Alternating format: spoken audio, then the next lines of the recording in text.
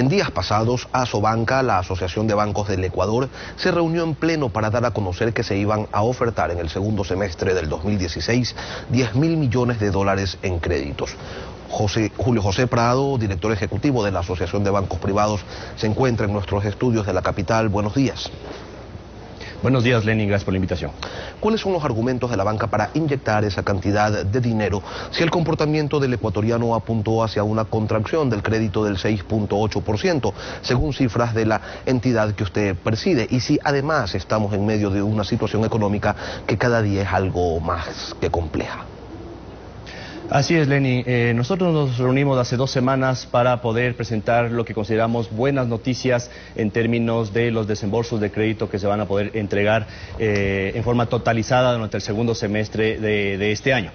Lo que hemos presentado, y si me permite presentarle con algunas cifras para que lo puedan ver ustedes y la ciudadanía, es básicamente que hasta el primer semestre de este año, por ejemplo, se habían entregado un total de 8.400 millones de dólares. Ese fue el primer semestre, y lo que anunciamos fue justamente que gracias al buen manejo que se hizo de la crisis económica, de la liquidez, de la eficiencia bancaria, de la técnica bancaria, se pueden colocar durante el segundo semestre de este año un valor total de $10.000 millones en desembolsos totales de crédito. Eso es lo que anunciamos a la ciudadanía. Creemos que es una meta cumplible, dado que comenzamos a encontrar ciertas pequeñas señales de recuperación, sobre todo en qué sector, sobre todo en lo que tiene que ver con el tema de depósitos. Usted recordará que hubo una reducción importante de depósitos durante todo el año 2015 que totalizó alrededor de $3.000 millones menos en el sistema bancario privado, y esto obviamente significó también que tuvo que haber una parte de la técnica de la respuesta hasta esta caída fuerte de los depósitos, fue una disminución también de la oferta crediticia, mayor eficiencia, menos inversiones, etcétera. Hay una recuperación entonces de los depósitos que se la puede ver también claramente en un gráfico que le quiero mostrar también, Lenin, que tiene que ver con cómo vino cayendo hasta el año 2015 los depósitos, y de ahí la recuperación que tenemos actualmente. Esto es lo que tenemos en este momento, es decir, el nivel de depósitos está casi al nivel que teníamos a inicios del año 2015. Todavía falta una recuperación fuerte para hablar de que vamos a ver cifras mejores durante el segundo semestre, pero esto nos permite ya anunciar a la ciudadanía que gracias al manejo adecuado técnico profesional de la banca, los niveles de liquidez son suficientemente buenos como para desembolsar algo más de crédito durante el segundo semestre. En días pasados, el ex superintendente de bancos, Alfredo Vergara, planteaba algunos cuestionamientos, o más que cuestionamientos, dudas, que consideraba importante que se aclaren. Vamos a escucharlo. Es en principio una buena noticia, sin embargo genera algunas inquietudes. Una de ellas es cuánto de esos $10.000 millones provendrán de los recursos propios de la banca, es decir, pues la recuperación de créditos antiguos y que son renovados para dar nuevos créditos. Si es que es así en un gran porcentaje, en la mayoría, está muy bien, porque esa es la función de la banca. Preocupante sería si es que la banca está aspirando a adquirir nuevos créditos por fuera del sistema. ¿De dónde provendrán esos $10.000 millones? ¿Créditos por fuera del sistema o recursos propios? Es obvio, Lenin, que la banca solo presta lo que capta. Una parte de lo que puede prestar son renovaciones que se van haciendo de créditos anteriores, y una parte adicional también son nuevos créditos que se pueden entregar en base a la liquidez que se va generando. ¿Qué es lo que hemos venido viendo durante estos 6 primeros meses del año? Que los depósitos anualizados, digamos en términos acumulados, desde diciembre hasta el mes de junio, durante el primer semestre, han crecido en alrededor de $1.300 millones. Esperamos que esta tendencia se siga manteniendo durante el segundo semestre, y más bien no hay una caída de depósitos, sino un aumento de depósitos, y entonces esto nos permite decir que los $10.000 millones de desembolsos que consideran tanto renovaciones cuanto nuevos créditos son una meta alcanzable. Obviamente la banca lo hace todo este anuncio y este manejo de los créditos dentro de la técnica bancaria. La gente tiene que tener la seguridad de que la banca, en este caso hay que recordar que varias de las crisis a nivel internacional e incluso en el Ecuador durante épocas anteriores eran amplificadas a través través de los sistemas financieros y sistemas bancarios. Hoy por hoy esto no está sucediendo. Lo que estamos viendo es que el shock económico y la crisis económica está siendo absorbida por la banca y está siendo amortiguada por la banca. Ese es el buen manejo que se ha hecho durante el año y medio de la crisis económica que estamos viendo hoy por hoy y se lo seguirá haciendo en el futuro. ¿Y hacia qué sectores van a destinar esos 10.000 millones? Pregunta 1, pregunta 2, ¿van a continuar entregando dinero al tope de las tasas de interés que permite la ley o para incentivar al usuario de la banca que se acerque y solicite créditos se va a reconsiderar esos montos?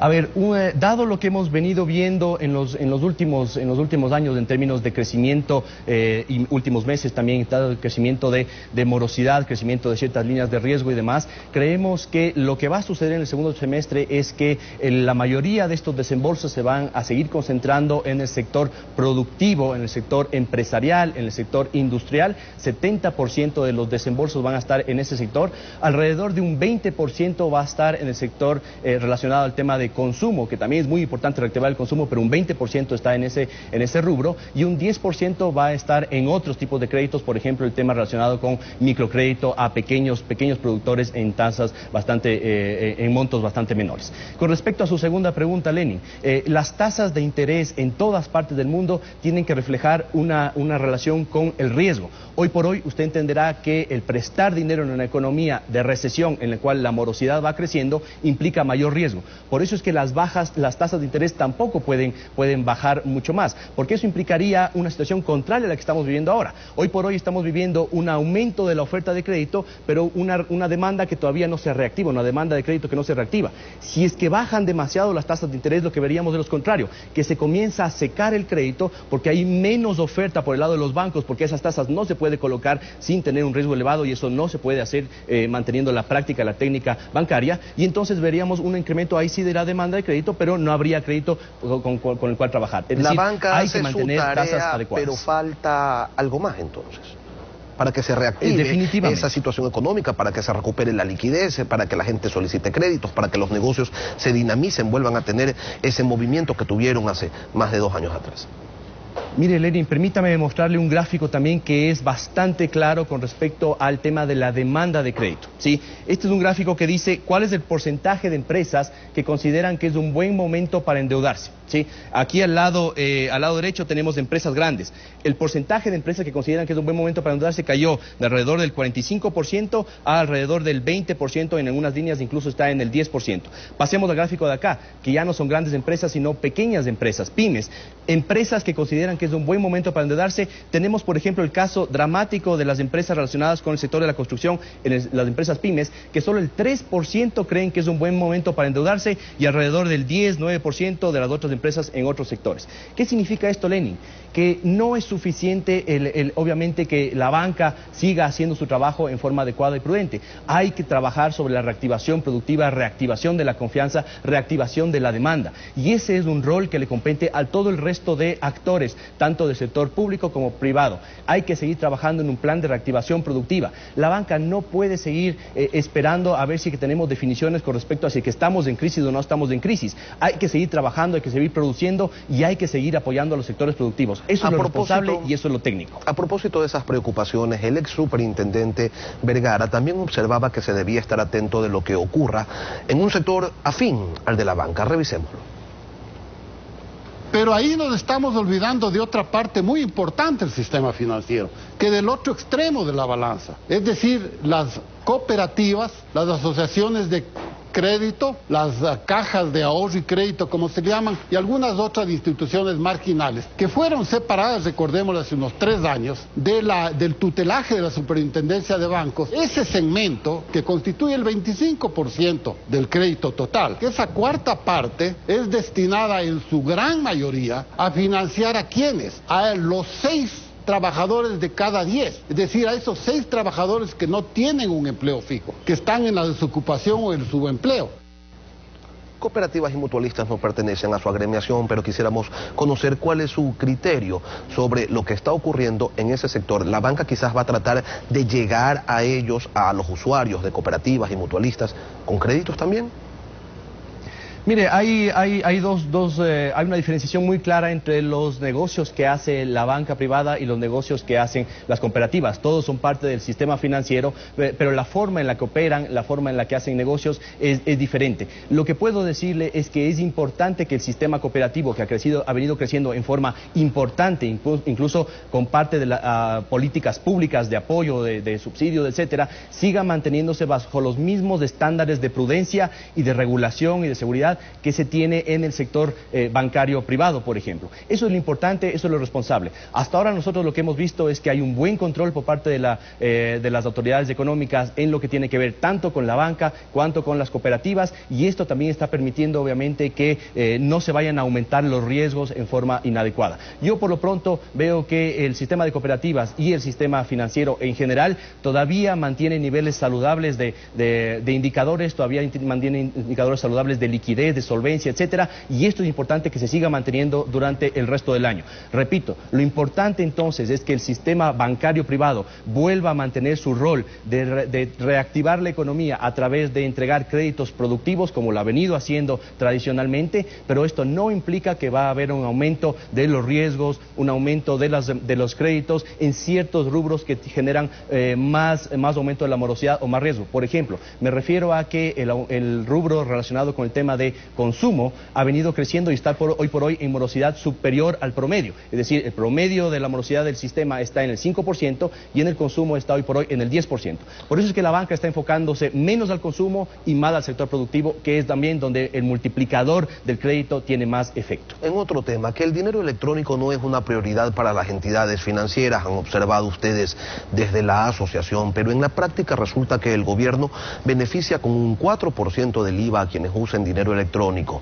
Sí, ustedes también, a los usuarios de las tarjetas de crédito del sistema financiero privado también los beneficia con un 2%, pero no se está diluyendo esos beneficios, esos incentivos, con las tasas y con el cobro elevado de servicios que se han evidenciado en los últimos meses por parte de la banca.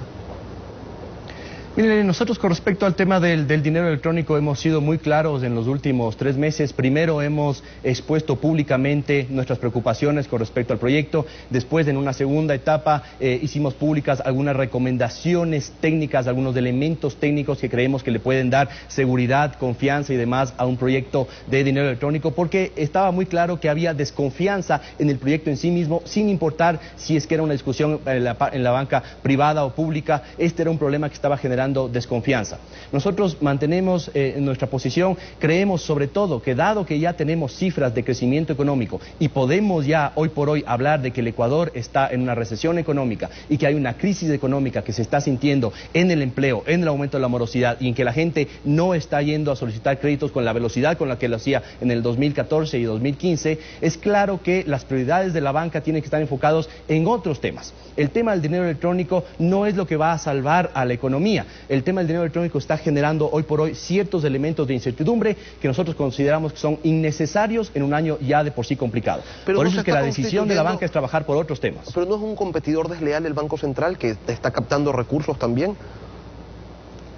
Nosotros creemos que el proyecto de dinero electrónico tiene que mantenerse dentro de estándares de prudencia, de estándares de seguridad y siempre con un respaldo en dinero, digamos, físico depositado en cada una de esas cuentas. Hemos dicho que este es el rol del sistema financiero privado, tanto de cooperativas cuanto de bancos y demás, y que decíamos en los últimos 3 meses que este no nos parecía que era el rol del Banco Central. El Banco Central tiene una serie de elementos importantísimos que tomar en cuenta durante el segundo semestre que tienen que ver con la reactivación productiva, el manejo de la liquidez. Creemos que esos son los elementos en los cuales tiene que enfocarse la ciudadanía. Creemos que ya pasó el momento de plantear un proyecto de dinero electrónico y hoy por hoy, con las cifras de recesión, con las cifras de pocas ventas, de poco crecimiento y el poco interés que ha demostrado la propia ciudadanía en trabajar en estos proyectos, más bien vale la pena enfocarse en la coyuntura de corto plazo, salir adelante, proponer un plan real anticrisis y después comenzar a trabajar en otros proyectos en el futuro. Julio José Prado, director ejecutivo de la